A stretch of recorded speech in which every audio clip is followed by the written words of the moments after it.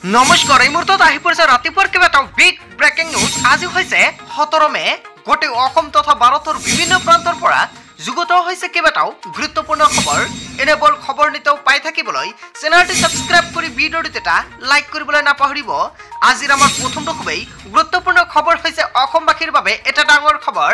হয় বন্ধু-বান্ধৱীসকল, অমিত শ্বাহক বাধা দিব পৰা সকলো নেতাৰ ভৱিষ্যত ধ্বংস।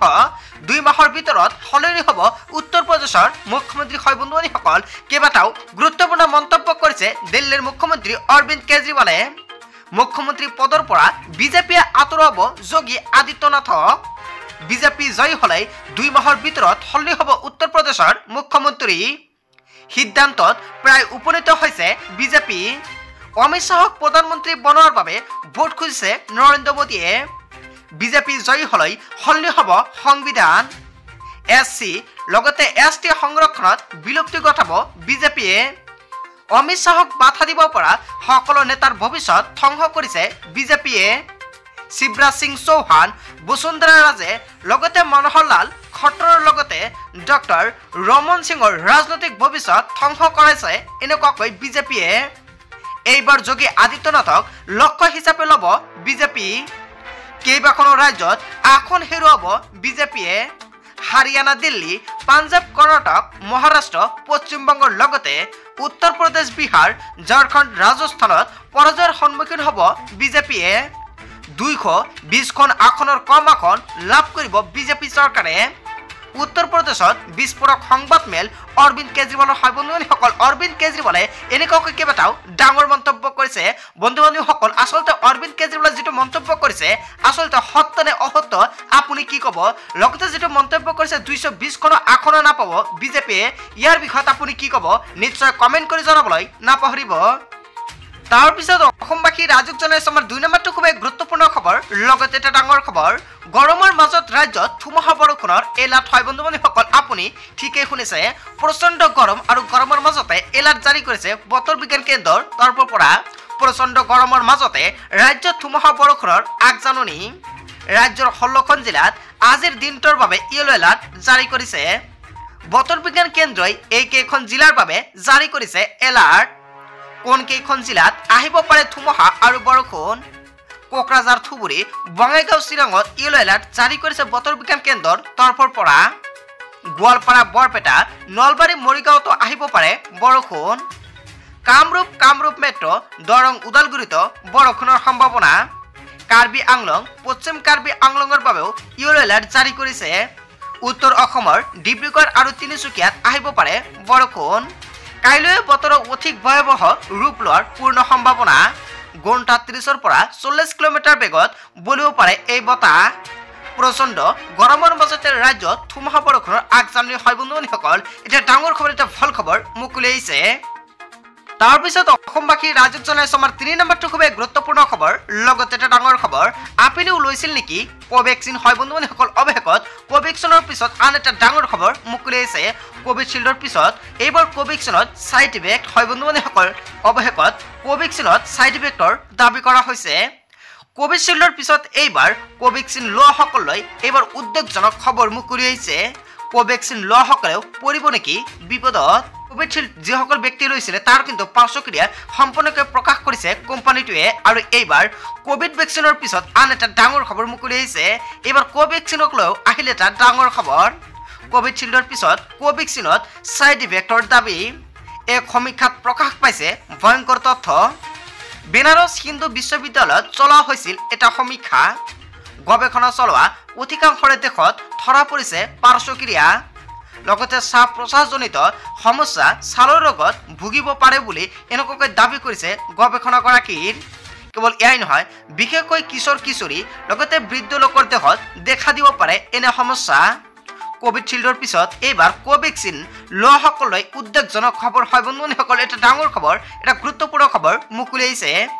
তাৰপিছত অসমবাসী ৰাজক জনাইছো আমাৰ 3 নম্বৰটো খুবেই গুৰুত্বপূৰ্ণ খবৰ। লগতে এটা ডাঙৰ খবৰ। হয় বন্ধু-বান্ধৱীসকল, 4 নম্বৰটো খুবেই গুৰুত্বপূৰ্ণ খবৰ অসমবাসীৰ বাবে এটা ডাঙৰ খবৰ। বিজেপিৰ কাৰ্যালয়ত বিধ্বংসী অগ্নিকাণ্ড। দিল্লীৰ বিজেপি কাৰ্যালয়ত অগ্নিকাণ্ডৰ ঘটনা সংঘটিত হৈছে। হঠাৎ ৰাজ্যিক বিজেপি কাৰ্যালয়ত লাগিল জুই।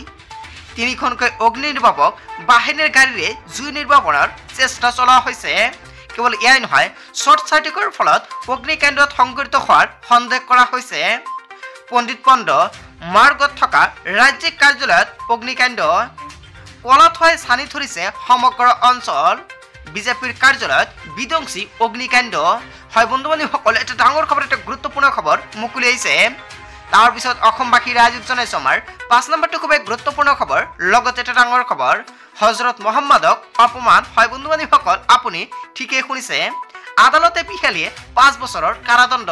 হজৰত মহম্মদক অপমান কৰাৰ বাবে আদালতে বিহিছে 5 বছৰৰ কাৰাদণ্ড। পয়গম্বৰক অপমান কৰাৰ অভিযোগত আদালতে বিহিলে 5 বছৰৰ কাৰাদণ্ড। ইছলাম লৈ অপমানসূচক মন্তব্য কৰাৰ অভিযোগক এইবাৰ বিয়া হ'ল কঠোৰ শাস্তি। হয় বন্ধু বান্ধৱীসকল, ইছলামক লৈ অপমানসূচক মন্তব্য কৰা অভিযুক্তক বিয়া হ'ল কঠোৰ শাস্তি। ফেচবুকত হজৰত মহম্মদ আৰু ইছলামক লৈ কৰিছিল বিতৰ্কিত মন্তব্য। বাংলাদেশৰ এগৰাকী ছাত্ৰীয়ে ফেচবুকত দিছিল ঘৃণা ভৰা পোষ্ট আৰু অভিযুক্ত ছাত্ৰীগৰাকীৰ নাম তিথি চৰকাৰ। লগতে বিতৰ্কিত মন্তব্য কৰাৰ পিছতে আত্মগোপন কৰিছিল ছাত্ৰীগৰাকীয়ে। দূৰ সম্পৰ্কীয় আত্মীয়ৰ ঘৰৰ পৰা আৰক্ষীয়ে গ্ৰেপ্তাৰ কৰিছিল তিথিক। গ্ৰেপ্তাৰৰ পিছতে আৰম্ভ হয় বিচাৰ প্ৰক্ৰিয়া আৰু ঢাকাৰ এখন আদালতে 5 বছৰৰ কাৰাদণ্ড বিহে তিথি চৰকাৰক। হয় বন্ধু বান্ধৱীসকল, এটা ডাঙৰ খবৰ, এটা গুৰুত্বপূৰ্ণ খবৰ মুকলি আহিছে। তাৰপিছত অসমবাসী ৰাইজক জনাইছো আমাৰ 6 নম্বৰটো খুবেই গুৰুত্বপূৰ্ণ খবৰ। লগতে এটা ভয়ংকৰ খবৰ, প্ৰচণ্ড গৰমত প্ৰাণ গ'ল এজনৰ। হয় বন্ধু বান্ধৱীসকল, আজি হৈছে 17 মে আৰু আজিৰ দিনত আপোনাৰ ৰাজ্যত কেনেকুৱাকৈ বতৰ লৈছে কাৰ লোক নিশ্চয় আপুনি কমেণ্ট কৰি জনাব। লগতে কিমান ডিগ্ৰী চেলচিয়াছলৈকে তাপ আজি বৃদ্ধি পাইছে সেয়া আপুনি কমেণ্ট কৰি জনাবলৈ নাপাহৰিব। লগতে আপুনি কোনটো ৰাজ্যৰ পৰা চাই আছে বা কোনটো জিলাৰ পৰা চাই আছে নিশ্চয় জনাব। উৎকট গৰমে হৈছে ৰাজ্যবাসী। লগতে কালাইনত হিট ষ্ট্ৰ'ক হৈ এজনৰ ভয়ংকৰভাৱে মৃত্যু হৈছে। প্ৰচণ্ড গৰমত প্ৰাণ গ'ল চয়ন নামৰ লোকজনৰ। কালাইনৰ এছআৰ কলেজৰ অস্থায়ী কৰ্মচাৰী আছিল চয়ন দে। দুপৰীয়া কলেজৰ পৰা উভতি আহোঁতে ৰাজপথত টলি পৰে লোকজন। চিকিৎসালয়লৈ নিয়াত লোকজনক মৃত ঘোষণাৰ চিকিৎসকৰ। প্ৰচণ্ড গৰমত প্ৰাণ গ'ল এজন লোকৰ। হয় বন্ধু বান্ধৱীসকল, এটা ভয়ংকৰ ঘটনা সংঘটিত হৈছে। ইয়াৰ বিষয়ত আপুনি কি ক'ব? লগতে যদি আপোনাৰ ৰাজ্যত এনেকুৱাকৈ ঘটনা সংঘটিত হৈছে নিশ্চয় কমেণ্ট কৰি জনাব আৰু সকলোৱে গৰমৰ মাজতে সাৱধান হৈ থাকিব। তাৰপিছত অসমবাসী ৰাইজক জনাইছো আমাৰ 7 নম্বৰটো খুবেই গুৰুত্বপূৰ্ণ খবৰ। লগতে এটা ডাঙৰ খবৰ, লাখ লাখ বাংলাদেশী সোমাইছে অসমত। হয় বন্ধু বান্ধৱীসকল, আপুনি ঠিকেই শুনিছে। এয়া আমি কোৱা নাই, এয়া কৈছে ৰাজ্যৰ মুখ্যমন্ত্ৰী ডক্টৰ হিমন্ত বিশ্ব শৰ্মাই। অসমতে এতিয়া অস্তিত্বৰ সংকটত অসমীয়া। বৰ্তমান 1.25 কোটি বাংলাদেশী অনুপ্ৰৱেশকাৰী আছে অসমত। বাংলাদেশী অনুপ্ৰৱেশকাৰীক লৈ মুখ্যমন্ত্ৰী ডক্টৰ হিমন্ত বিশ্ব শৰ্মাৰ বিস্ফোৰণ। 40 বছৰ আগতে অসমত সোমাইছিল বাংলাদেশী। কংগ্ৰেছ শাসনত থকাৰ সময়তে বাংলাদেশী সোমাইছিল অসমত। সেই সময়তে অসমলৈ আহিছিল বাংলাদেশী অনুপ্ৰৱেশকাৰী। অসমৰ প্ৰায় সকলোতে চলিছে বাংলাদেশী অনুপ্ৰৱেশকাৰীৰ দপদপনি। বাংলাদেশী অনুপ্ৰৱেশকাৰী অসমত হয় বিধায়ক। কেৱল এয়াই নহয়, অসমৰ বিধানসভাৰ অধ্যক্ষ হয় বাংলাদেশী অনুপ্ৰৱেশকাৰীয়ে। মুখ্যমন্ত্ৰী হিমন্ত বিশ্ব শৰ্মাৰ এই বিস্ফোৰক মন্তব্য। হয় বন্ধু বান্ধৱীসকল, ৰাজ্যৰ মুখ্যমন্ত্ৰী ডক্টৰ হিমন্ত বিশ্ব শৰ্মাই বাংলাদেশীসকলে যিটো মন্তব্য কৰিছে আপুনি কি ক'ব? আচলতে অসমত বাংলাদেশী আছে নেকি? জনতা নিশ্চয় কমেণ্ট কৰি জনাবলৈ নাপাহৰিব। বন্ধু বান্ধৱীসকল, গোটেই অসম তথা ভাৰতৰ বিভিন্ন প্ৰান্তৰ পৰা যুগুত হৈছে কেইবাটাও গুৰুত্বপূৰ্ণ খবৰ।